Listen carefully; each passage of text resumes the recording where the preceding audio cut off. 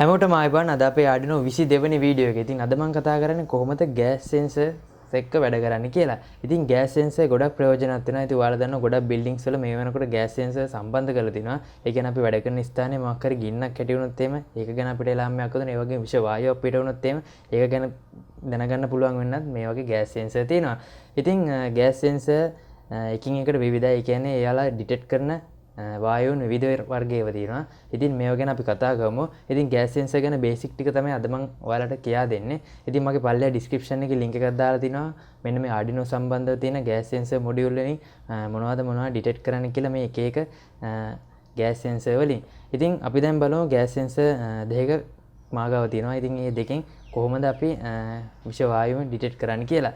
එහෙනම් අපි බලමු අපේ වීඩියෝ එකට ගිහිල්ලා කොහොමද අපි ගෑස් සෙන්සර් එකත් එක්ක වැඩ කරන්නේ කියලා.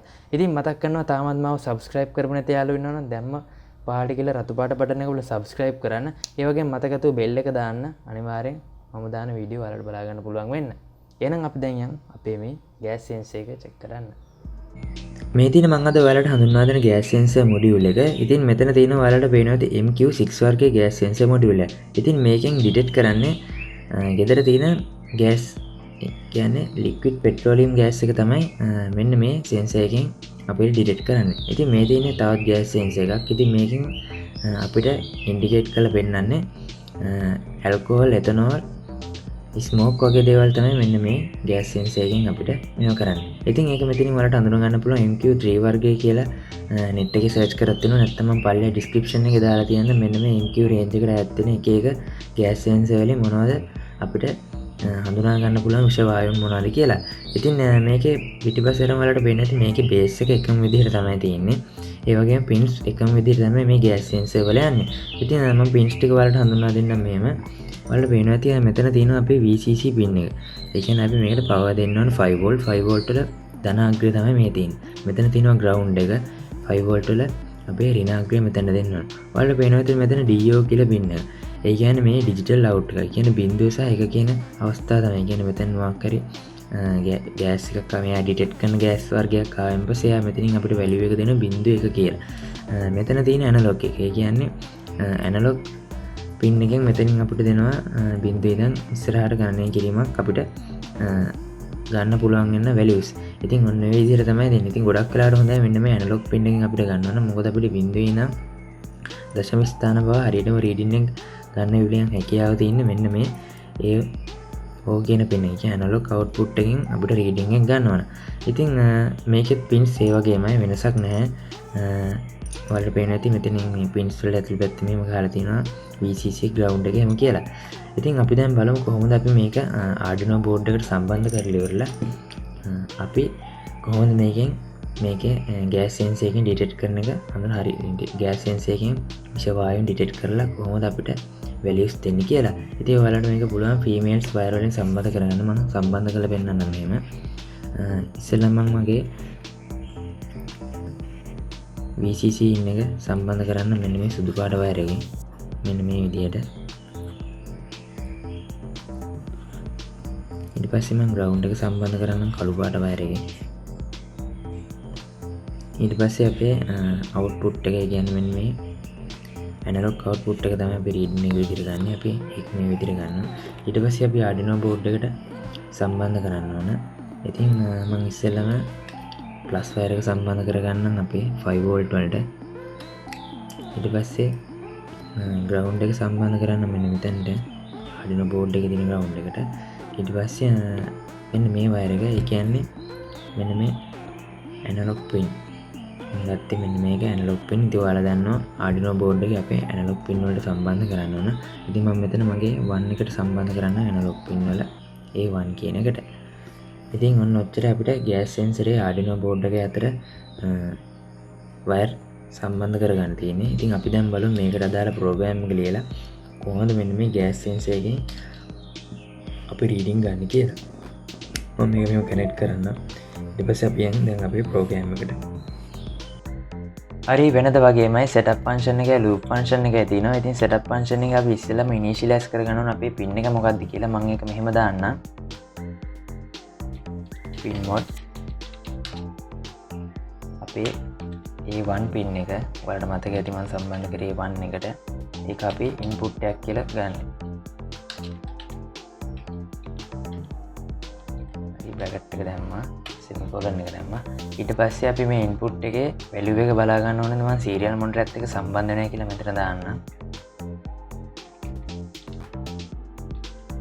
serial.begin කියලා දාන්න ඕන.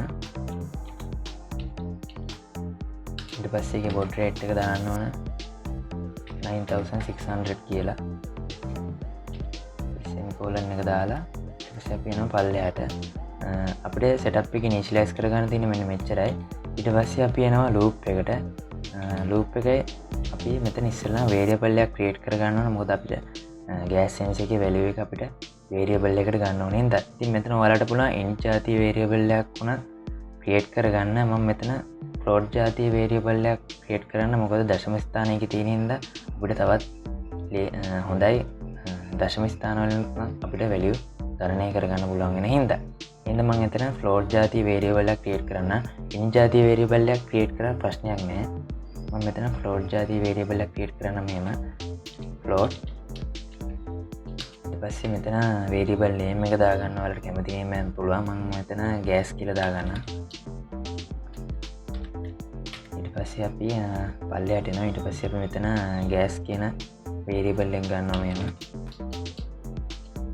ඒක අපි සමාන කරනවා අපේ analog pin එකෙන් එන read එකට. analog read. ඊට පස්සේ අපි pin එක දාන්න ඕන. මම ගත්තේ A1 කියන pin එක.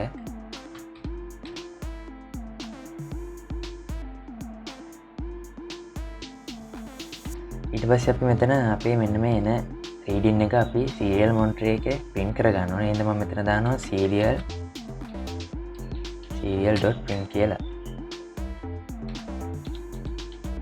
ඊට පස්සේ අලුත් line එකට එන්න ඕනේ. එහෙනම් අපේ values මම මෙතන ln කියලා දාන්න. ඊට පස්සේ අපේ value name එක දාන්න ඕන gas කියලා. අපේ variable name එක අපි ගත්තේ gas. ඒක ඊට පස්සේ මම දාලා semicolon එක දානවා. ඊට පස්සේ එන readings අපිට වේගෙන් එන හින්දා serial monitor එකේ අපි මෙතන පොඩි delay එකක් දෙන්නම් මෙහෙම. delay මම මෙතන දෙන්න 200ක් විතර. millisecond 200ක් දෙන්න. එතකොට අපිට value එක දිගටම යන්නේ ටිකක් අපිට delay එකෙන් අඩු කරලා තමයි අපිට value එක ගවන්නේ. ඉතින් ඔන්න ඔය විදිහට තමයි අපේ program එකේ තියෙන ගොඩක්ම ලේසි ඕන කෙනෙකුට මේක ලියාගෙන මේ හැකියාව තියෙනවා. ඉතින් අපි දැන් බලමු ඉස්සෙල්ලා මේක verify කරන්. හරි. code එකේ මොකද ප්‍රශ්නයක් නෑ. අපි දැන් මේක upload කරලා බලමු. ඉස්සෙල්ලාම tool වලට ගිහලා වගේ board එක select කරන්න. ඊට පස්සේ හරියටම port එක select වෙලාද කියලා බලන්න. ඊට පස්සේ අපි මේක upload කරලා බලමු. දැන් මම මේක අප්ලෝඩ් කරනවා. compiling state uploading done uploading. හරි අපි දැන් බලමු කොහොමද අපේ gas sense එක වැඩ කරන්නේ කියලා. ඉතින් මම ඉස්සෙල්ලා මෙතන serial monitor එක on කරගන්නම් මෙහෙම. ඒතර ඔයාලට පේනවා ඇති මේකෙන් value එකක් දැන් එනවා. දැන් මම මේකට මෙන්න මේ විදිහට light එකක් අරගෙන මේක පත්තු කරලා මේක දැල්ලා අයින් කරලා ඉවරලා මම මේ gas එක අල්ලන්නම්. මෙන්න මේ gas sense එකට තුලාට පේනවා ඇති අපේ serial monitor එකේ value එක වෙනස් වෙන හැටි මම ඒක කරලා පෙන්නන්න. මම මේ light එක පත්තු කරනවා. ඊට පස්සේ දැල්ලා අයින් කරලා ඉවරලා මෙන්න මේ gas sense එක මේ විදිහට අල්ලනවා. ඔයාලට පේනවා ඇති දැන් serial monitor එකේ ගොඩක් වෙනස් වෙනවා අපේ value එක. කලින් ගියේ 200 ගණන් වලින් දැන් යන්නේ 400 500 900 ගණන් වලට වෙනකන් ගියා. මම ආයි පොඩ්ඩක් මෙහෙම කරලා පෙන්නන්නම්. දැන් අයින් කළා මේකට අල්ලන්න ඕන. ඒක ඔයාලට පේනවා ඇති අපේ ආයි 900 ගණන් යන්නේ. ඊට පස්සේ ටික ටික අඩු වෙන ගන්න. ඉතින් මම ආයි කරලා පෙන්නන්නම් ඔයාලට මේක හඳුන ගන්න ඕන ඉඳලා. දැන් අයින් කළා මේ විදිහට අල්ලන්න පස්සේ ඔයාලට පේනවා ඇති අපේ මේකේ values වෙනස් වෙනවා. ඉතින් මම දැන් ඔයාලට පෙන්නන්න මේ sense එක මෙතනින් මෙහෙම අයින් කරලා ඉස්සෙල්ලා මාර්ජිනල් බෝඩ් එක power line එක ගලවලා ඊට පස්සේ මෙතනින් මම මේක මෙහෙම ගලවලා අපේ කලින් මම ඔයාලට කියලා දුන්න මේකේ alcohol ethanol smoke වගේ දේවල් detect කරන එක මෙන්න මේ gas sense එකත් එක්ක සම්බන්ධ කරගන්න pins එක වගේ ඒ වගේම port part එකත් එක වගේ මම මේක මෙහෙම සම්බන්ධ කරලා පෙන්නන්න. අපි ගත්තේ මෙන්න මේ විදිහට plus wire එක සම්බන්ධ කරගත්තා. ඊට පස්සේ ground එක සම්බන්ධ කරගත්තා. ඊට පස්සේ අපි මෙන්න මේ AO කියන එක ලොක් අවුට් එක හරි. අපි දැන් මේක කනෙක්ට් කරලා බලමු.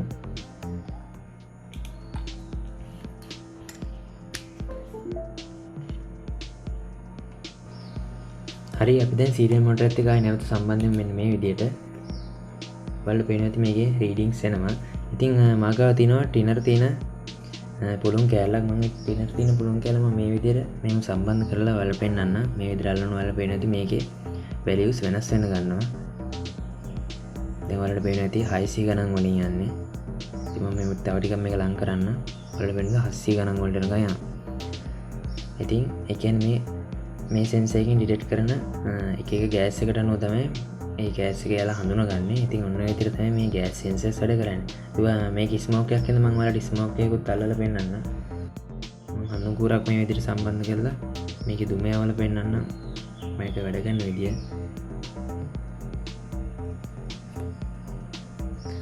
හරි. ඔයාලට දැන් පේනවා ඇති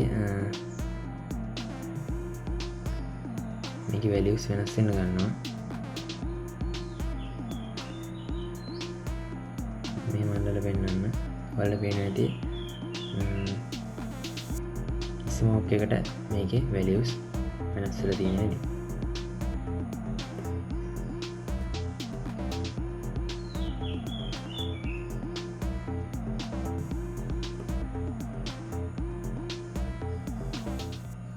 හරි ඔයාලා දැක්කා කොහොමද අපි ගෑස් සෙන්සර් එකකින් රීඩින් ගන්න කියලා. ඉතින් ඔයාලට පුළුවන් දැන් මේ ගෑස් සෙන්සර් එකේ එන රීඩින්ග්ස් එකට if එකක් දාලා අර මම කලින් ඉස්සර ටියුටෝරියල් වලදී කියා දුන්නා වගේ if එකක් දාලා අපිට චෙක් කරගෙන වැලියු එක ඒ වැලියු එක කීයට වඩා අඩුද වැඩිද කියලා අරගෙන අපිට කොයි වෙලාවටද කොයි රේන්ජ් එකටද අපිට පත්තු වෙන්න ඕන ලයිට් එකක් නැත්නම් අපිට කොයි රේන්ජ් එකට වඩා වැඩි වුණාම බස් එකක් වදින්න ඕන ඒ වගේ එලාම් එකක් අපිට හදාගන්න පුළුවන් මෙන්න මේ ගෑස් සෙන්සර් එකේ වැලියු එක අරගෙන.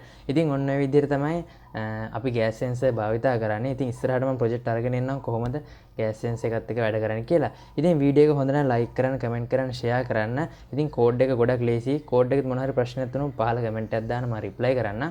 එහෙනම් අපි තවත් Arduino ටියුටෝරියල් එකකදී හමු වෙමු. එතකන් ඔයාලට සුබම සුබ දවසක්.